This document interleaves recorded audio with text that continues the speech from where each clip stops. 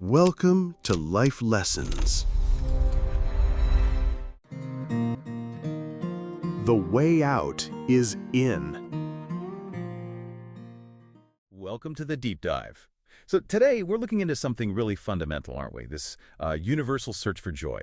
It's a bit strange, though, because you look around and we are, well, probably the most comfortable generation ever. Global food, instant chats.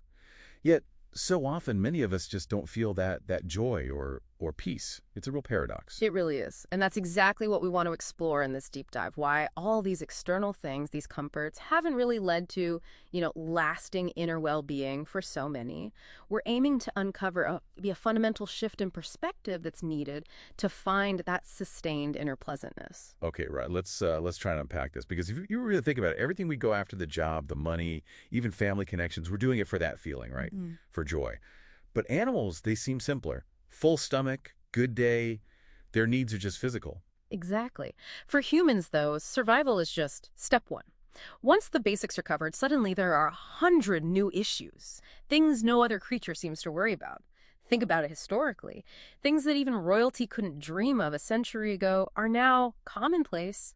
Yet, are we genuinely more joyful, more peaceful? Often, the answer seems to be no. That really highlights the disconnect. So if it's not just about comfort, what actually is this well-being we're talking about? Well, at its core, well-being is simply a deep sense of pleasantness within yourself. Think of it like this. If your body feels pleasant, we call that health. If your mind is pleasant, that's peace, pleasant emotions. That can be love or compassion. And when your actual life energies feel pleasant deeper than body or mind, that's what we might call bliss. And this inner state, this pleasantness, it's not just nice to have. It's the foundation for, well, everything. A peaceful society, personal success, even how well our bodies and minds work. There's medical and scientific evidence suggesting, that our intellectual sharpness can nearly double when we're in that blissful state. Wow, that's quite something. But it feels so fragile for most people, doesn't it? That peace or joy. Like, you get great news, you feel amazing, then you go home, someone says one slightly critical thing, and boom, the whole feeling just evaporates. Yeah, and what's so fascinating there, or maybe the core issue, is that we've somehow allowed our thoughts and our emotions to take their cues from the outside, instead of generating them from the inside. It reminds me of that little story, the lady having a dream. Oh, She dreams this handsome man approaches her and she asks, "What are you going to do to me?" And he just says, "Well, lady, it's your dream." It's a simple way to put it, but powerful. Our inner world, our thoughts, feelings, it should be ours to manage, shouldn't it? right. It's our dream, so to speak. And this idea, this inner control, it's not just like a nice philosophical thought. It actually has scientific backing. Oh, absolutely. It connects directly. Take the work on anandamide, sometimes called the bliss molecule.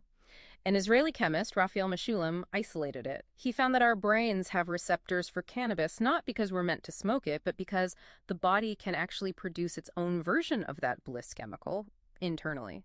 You can generate that pleasantness from within, no external substance needed, and no hangover either. Yeah. It just highlights that happiness, this pleasantness, it's fundamentally a kind of chemistry, something the yogic systems have understood for, well, millennia. So the system is designed to be self-contained in a way. We have the internal factory for happiness. Precisely. It points to that key idea.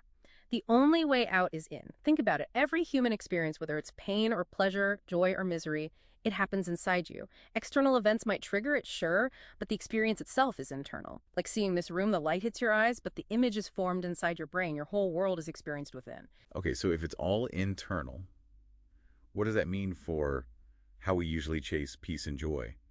Trying to fix the outside world first. Well, it flips the script a bit. Peace and joy aren't the rewards you get at the end of the journey after you've sorted everything out. They are actually the fundamental requirements to even begin living well. You need that inner pleasantness to truly enjoy your family, your work, the world. That urge we feel, sometimes called a spiritual quest, it's really just a natural longing to expand, to feel limitless. And that flows best when you're already starting from a place of inner peace and joy. Okay, this is where it starts to get really interesting, I think. It reminds me of another story, actually. So someone was lost asking for directions to the Isha Yoga Center down in South India.